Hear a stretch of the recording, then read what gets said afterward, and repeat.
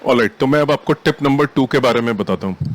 देखिए, physics as a subject कोई ज़्यादा मुश्किल नहीं है, बट क्योंकि बहुत सारी लर्निंग इसके अंदर जो स्ट्रेटेजी है या इसकी जो टीचिंग मेथोडोलॉजी है वो बच्चों को क्रिटिकली सोचने के लिए इनकरेज नहीं करती है। किसी भी चीज़ को जब तक आप क्रिटिकली नहीं देखेंगे तब तक आपको वो एब्जॉर्ब नहीं होगी आपके अंदर। तो आप, इसका क्या मतलब होता है कि आप फिजिक्स को क्रिटिकली पढ़ें। देखिए, एक होता है जिसके अंदर आप सिर्फ रीडिंग करते हैं और आपके सामने किताब होती है और आप रिवीजन कर रहे हैं और रिवाइज करते जा रहे हैं, इसको बोलते हैं स्किमिंग। पढ़ रहे हैं, दोबारा पढ़ रहे हैं या दोबारा से लेक्चर सुन रहे हैं टीचर का, इससे आपको कोई बेनिफिट नहीं होने वाला। एक्चुअली जब तक आप क्रिटिकल सोच नहीं रखेंगे। क्रिटिकल सोच क्या होती है? देखिए, क्रिटिकल सोच में क्या होती है, इस पूरे चैप्टर में ये क्या करने की कोशिश कर रहे हैं। एग्जाम्पल मैं देता हूं आपको।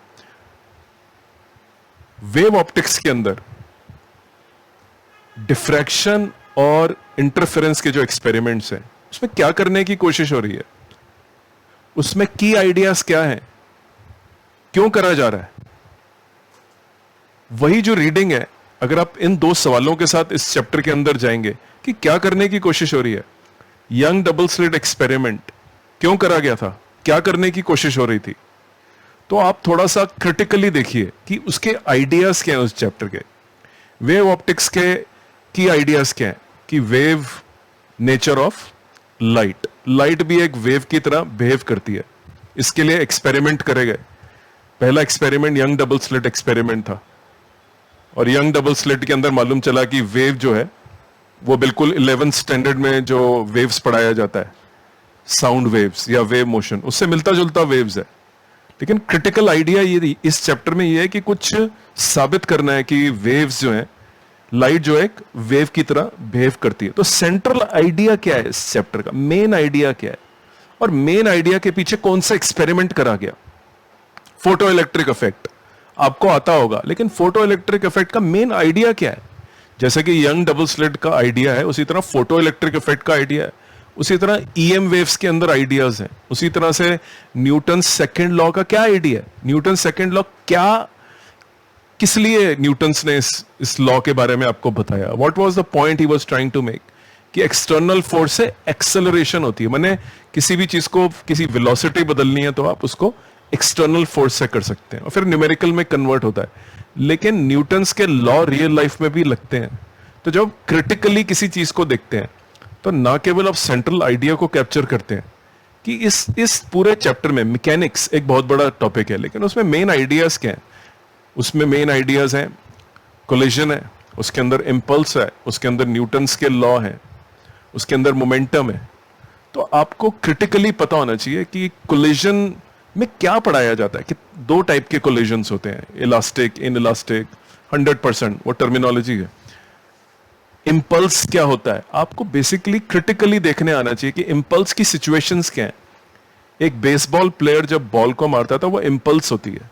इस तरह की पिक्चर आपके दिमाग में होनी चाहिए इंपल्स पढ़ते हुए, कि इंपल्स, आंखें बंद करें तो इंपल्स के बारे में ये याद है। वर्टिकल सर्कल, वर्टिकल सर्कल क्या होता है, कौन सी दो चीजों से वर्टिकल मोशन, सर्कल का मोशन डिसाइड होता है, कौन सी वो दो क्वांटिटीज हैं।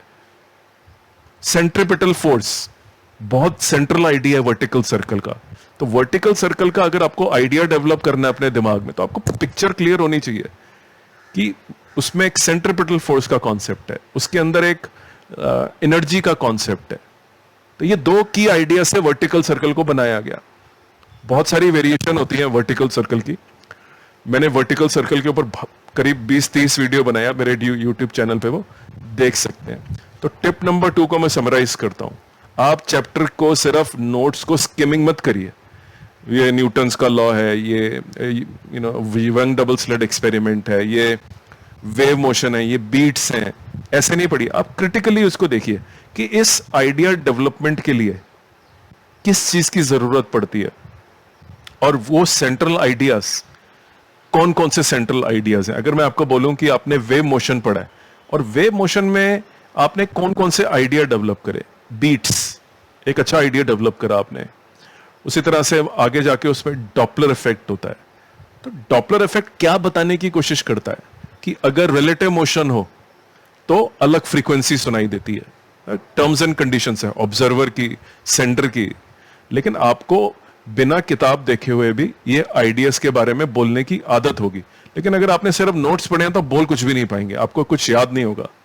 तो आप पैसिव स्किमिंग की जगह बेटर है कि आप उसको पैसिव को एक्टिव मोड ऑफ लर्निंग के लेके आए, जहां पे आप क्रिटिकली खुद सोचें कि इस चैप्टर में कौन कौन से आइडियाज आपको आते हैं। तो रोटेशनल मोशन, अब रोटेशनल मोशन में क्या आइडियाज आएंगे आपके दिमाग में? भाई मूवमेंट ऑफ इनर्शिया क्या होता है, अलग अलग शेप्स की मूवमेंट ऑफ इनर्शिया क्या होती है, मूवमेंट ऑफ इनर्शिया का फिजिकल सिग्निफिकेंस क्या होता है, मूवमेंट ऑफ इनर्शिया मास के बराबरी का होता है, मास मैकेनिक्स के अंदर है, ये रोटेशनल के अंदर है।